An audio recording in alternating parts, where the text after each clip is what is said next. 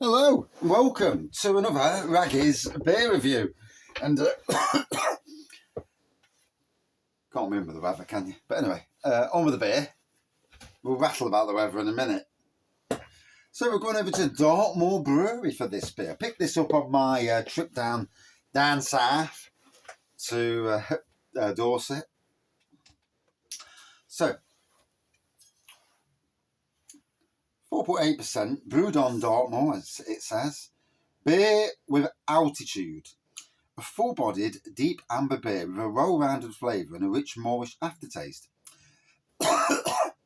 Dartmoor Brewery is the highest brewery in England, situated at 1,465 feet above sea level, in the heart of the beautiful Dartmoor National Park. This superb beer is traditionally brewed using only the finest ingredients: English malt, Dartmoor water, hops and yeast.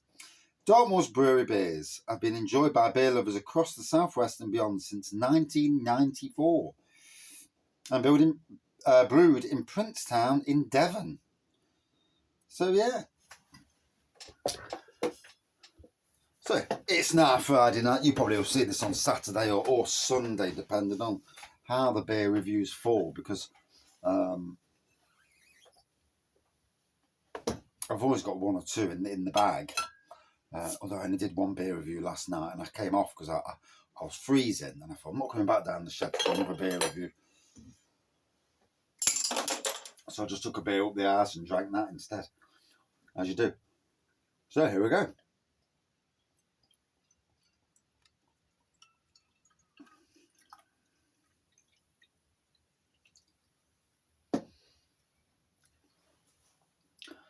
So it's golden to amber pour. A touch of a head on there. Maybe I was too good at pouring this time. That don't usually happen, does it? Usually the way around. Crap pour. Massive head on it. But hey ho. Picked this up from Tesco's down in Salisbury area. So, cheers all. A bit of subtle carbonation going off. Not much of a head, to be fair, but fruitiness on the nose.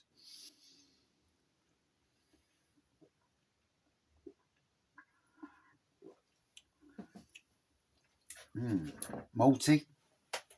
Toffee coming through. Sort of nice Chinese.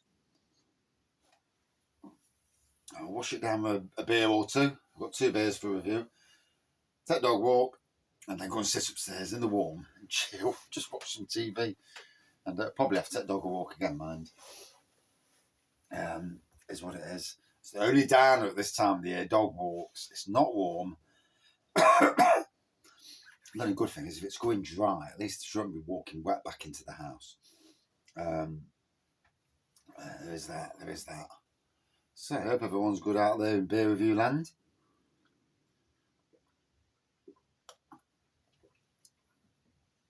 Bloody floods. This is the 4th winter I've been at Newark, and we had one winter where there was hardly any water in the moat at the back of the property. So we've got this I call it a moat. I ain't got a clue what it is. Is it dyke? I ain't got a clue.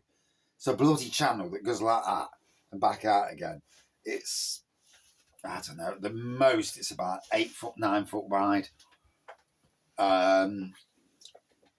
But it's a lot wider now, and the pond's full.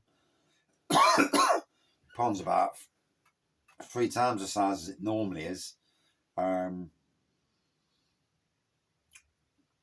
all the plants I put in at the moment, I'll be glad when the rain's gone down again, because I don't know how long they can sit in water for. So I suppose the rain will drain off somewhere in the end. I just wonder where it all goes, doesn't it? Because obviously there's a downward point where it goes. It's the really weird thing about it being a round earth, isn't it? Because at some stage you think, well, how are we standing up on one side? It is balmy. You can be in this country stood up, and you can be in Australia stood up, and the rain, and it's There's obviously a reason, a good explanation for it, but it is funny how it occurs, you know.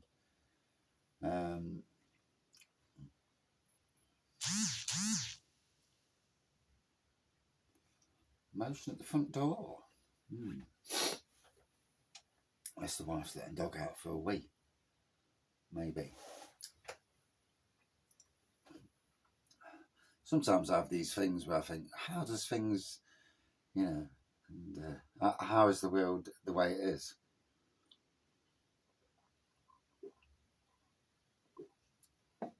Must be awful for people. Like I say, the River Trent, never seen it like it.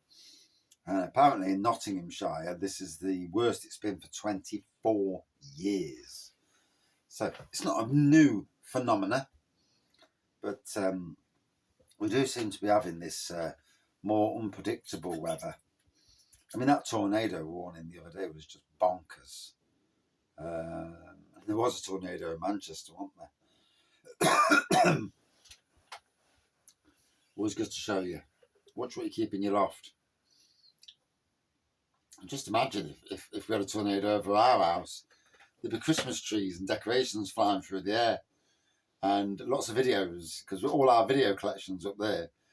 Can you imagine someone's in their house, next minute Disney comes through the window. Obviously, there's obviously, you know, a serious side to tornadoes and all that, but there is the funny side to it as well. I mean, let's be fair. Could you imagine some people's lofts like having, it could be anything, couldn't it? Imagine sex toys. and they've got a collection, and the next minute all the neighbours are around, what the bloody hell's this on my lawn? Oh dear. Just me to lower the decorum, you know. You got to have a laugh, haven't you? Aye. It's the one thing sometimes working on my own that I don't do enough of. Just have a laugh. Take the piss out of people, have a laugh. And royally, I need to do that as well, you know. And push buttons and see how far they go before they buy it. I used to be the master of that, the master of the mind games. When I was a 20-odd-year-old, Jesus, I was evil. Not really evil, but I was certainly an absolute shitbag. I used to do stuff to people, move stuff, and, you know, just to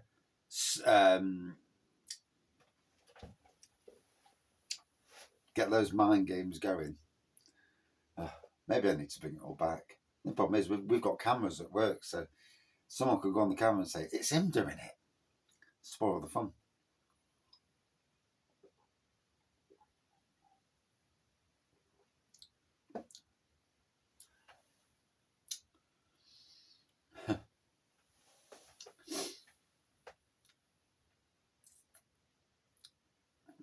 We've got a farmer at work, and I'm tempted to do some stuff to him just to wind him up, because he's a bit of a prat, and he's not doing the roads, and it's causing issues with our cars. And I've got a good mind to go out and move stuff around, and where there's no cameras, just play games, and so it really needles him, because he's that sort of person.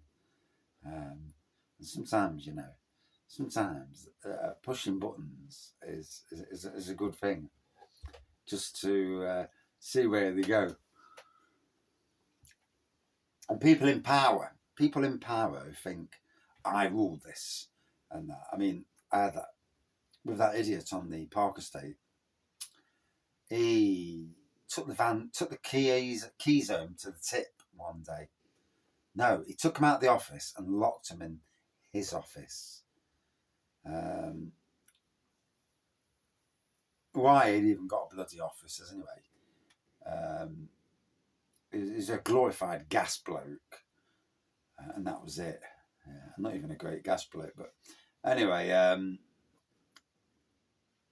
he didn't know that when he was been suspended once, there was more keys cut. So we had a spare key to his office. So I went in, grabbed the keys to the tip.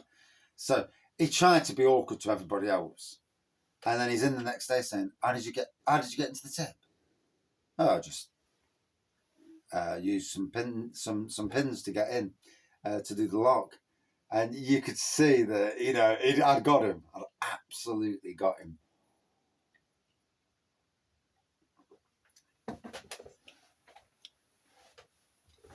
He's lucky he met a 40-odd-year-old version of me, not the 20-year-old version. The 20-year-old version wasn't as easily beatable as the 40-year-old version was. The 20-year-old version, getting leery shits on the park. I'd go up with a spade in my hand. What's that for? Hitting people. And short hair, enough a skinhead, walking around with a fluorescent yellow t-shirt on, with a bit cut out the side.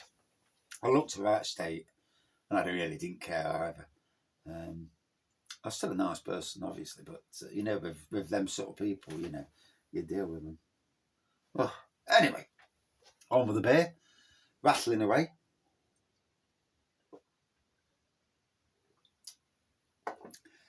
Can't remember. I'm sure I've had jail ale before, to be fair. I've had a feeling it was in B&M years ago. When B&M was actually pretty decent for beer. Now it's all the same beer, and it's pretty damn boring. And you've got to be honest, don't even go in anymore. Home Bargains, now and again, there's a different beer on.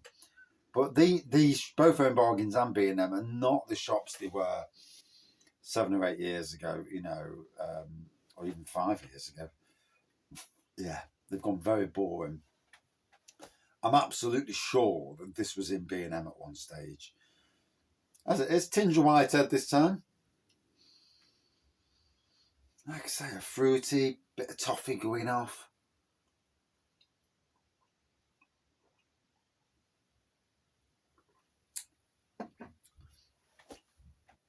Malty, easy drinking. Lovely to have beers from new breweries for me. And new breweries, if it's my first time reviewing a beer from them, then it's nice to, despite the tangents, to have one of those beers.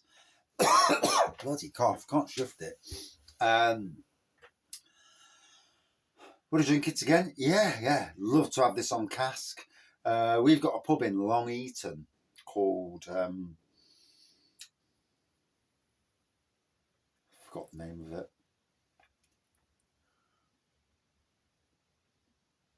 Rouse Emporium. Got there in the end. And they do seem to have a lot of these type of beers. So if you live local to the area, check out Rouse Emporium.